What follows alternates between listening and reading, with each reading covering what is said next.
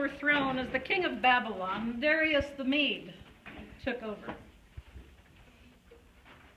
King Darius liked Daniel, an Israelite and a close friend of Shadrach, Meshach, and Abednego, and decided to make him governor over the people. Would you like to be governor over the people? Sure. Okay, good. Because Daniel was filled with the Spirit of the Lord, Daniel did his job really, really well. So well, in fact, that King Darius thought about putting him in charge of the whole realm. I'm thinking about putting you in charge of the whole realm. Really? This made the other governors really jealous, and they began to plot against Daniel. Then one of them had an idea. I know. Daniel likes to get in his window and pray, and he does this 3 times a day, every single day. If we make that illegal, we'll surely get Daniel in trouble with the king. And if we're lucky, we might even get him held. Ooh. And then they all laughed evilly. So the governors got together. Let's get together. And they wrote up a decree, and then they presented it to the king. King Darius? They said,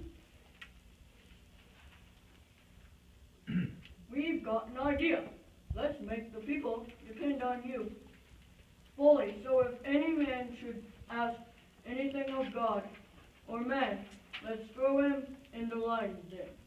That's a pretty good idea, said Darius, and he signed the decree. Well, Daniel heard about the decree, but he didn't really care. When the time came, he got in his window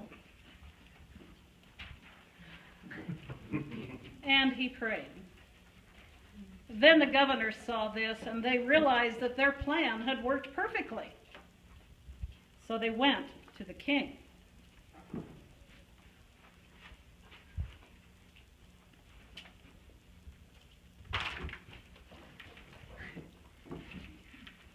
King Darius? They said, Remember that decree you signed? Daniel, the Hebrew, has openly disobeyed you. and this upset the king. I'm upset. He liked Daniel, and he didn't want anything to happen to him. He tried to reason with the governors, but they would not agree. Persian law says any decree signed by the king can't be changed. So King Darius would have no choice. Daniel would have to be thrown to the lions. But before he was thrown to the lions, King Darius had Daniel brought to him. Can somebody please bring Daniel to me? Anyone? Oh, there you are. And King Darius looked at Daniel, his friend, and said to him, May your God, whom you serve continuously, deliver you. So then they took Daniel, and they threw him into the lion's den. Oh, no. They placed a stone over the top, and then they sealed it with the king's symbol, so that the decision could not be changed. Daniel then found himself alone with the lions, and realizing he had only one chance for survival, he began to pray to God. And God heard his servant's prayer and dispatched an angel to go and shut up the lions' mouths. Shut up the mouth! And to keep Daniel safe. That night, King Darius did not get any sleep. He lay in bed and tossed and turned and he turned and he walked the floor. Oh, dear. And then he tried to go back to bed and he tossed and turned some more. So, as soon as the sun came up the next morning, King Darius went out to the lion's den and said, "Remove the stone." and they removed the stone.